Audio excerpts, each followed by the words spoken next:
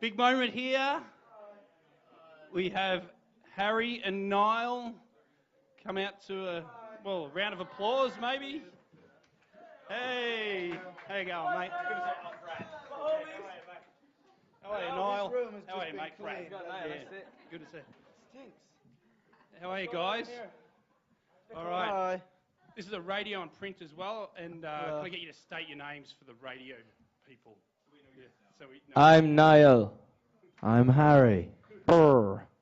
I'm the morbid tone. I sound like this. I'll kick it off. What were your thoughts when you first saw the final cut of this wonderful movie? Struth. Go on, Harry. I think it was nerve-wracking.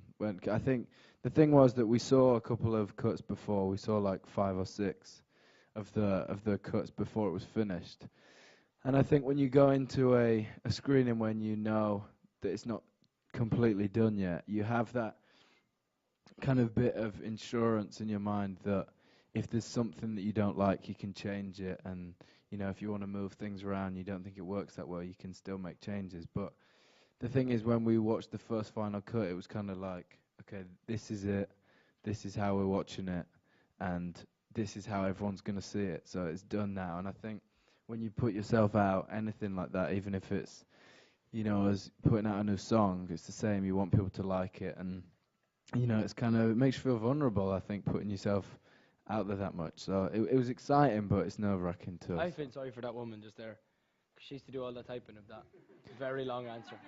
I'll try and write in. I'll She try was and typing as speak. you were I'll try and speak in shorter sentences from now on. She's probably one of those, the court clerks. So you just sit Ask there. me again. It was wicked.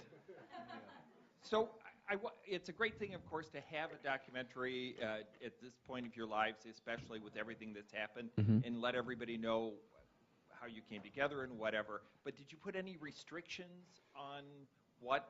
Did you have a choice to say no to this documentary? And could you put any restrictions on what you did or did not want to have specifically in it?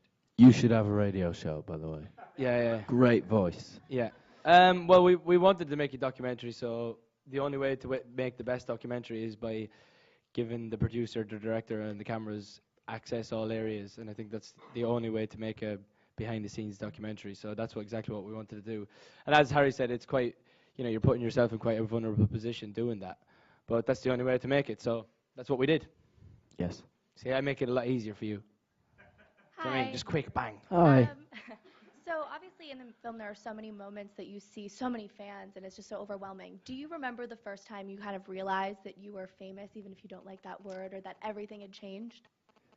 If you mean like the first time we got recognized, I remember that. I was actually on my way to like the X Factor house, and I stopped at a petrol station, a gas stop, and I great laugh, and I got out, and a girl asked me if we could take a picture. First time I said knew, yes. First time I knew it was a little bit different than before was when we were on the Big Time Rush tour, and we left Radio City Music Hall, and everyone just, like, there was like hundreds of girls running down after our car and banging on our windows and stuff, and I was like, don't think I've seen this before. See, look how much easier it is. Hi. Hi. I'm in love with you guys, and I just met Thank you. I love you. So I love you. Tell me, I love you more. how do you Seriously. deal with all the ongoing rumors that someday one of you will leave and go solo? Do you discuss this with each other? I think the thing is as soon as you're like in a band where, the history of bands is that sometimes people do leave and sometimes, things happen like that, and it's always going to happen that anytime there's ever a group, everybody's going to go, so who's going to leave, when's someone going to leave? And it's just not, we're far too busy, first of all. We don't have time to go off and do Apart from extra me, stuff. I'm doing a rap album. Niall's next year doing a Christian rap album at the end of the year. with the game. But The game will be collaborating with me. yeah, I think we're very happy Don't know what with you're what we're laughing doing, and we're excited to. We have a tour coming next year too, so We want to focus on that, and we're still loving it. So there'd be. I mean, my knees. I've got really bad knees, so I don't think I'm going to be running around stage at 60 years old. I'm afraid. So I'll be telling you that now. I can confirm I won't be in One Direction at 60 years old, and that's as far as my career goes. Then you can crawl though. I'll crawl. That's fine. Yeah. Hi, you guys. Hi. So in the movie, we saw that you two are huge pranksters. So now that you guys are the only single ones, do you play any pranks on the other guys' girlfriends and fiance ever? Do you say Beyonce? I did say Beyonce. Did we? Hey, These are guys and now, Beyonce. right? Do you ever prank Beyonce? No, we don't. We don't actually prank each other. Everyone always says that we're real pranksters, but we prank everyone that works in our team and stuff like that. And look, they're all looking at me now like, yeah, you fuckers. But yeah, we just kind of joke about a lot and do our thing.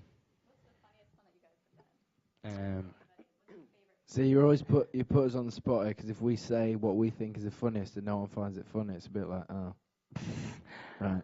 We like stealing stuff. We're petty crime. We're is real what life we're into. real life criminals. We steal golf carts, forklifts. Our musicians that play in the band for us, we sometimes we once. I think we were in Madrid, and I taped up their door so they couldn't get in their dressing room. See, not that funny, was it? No.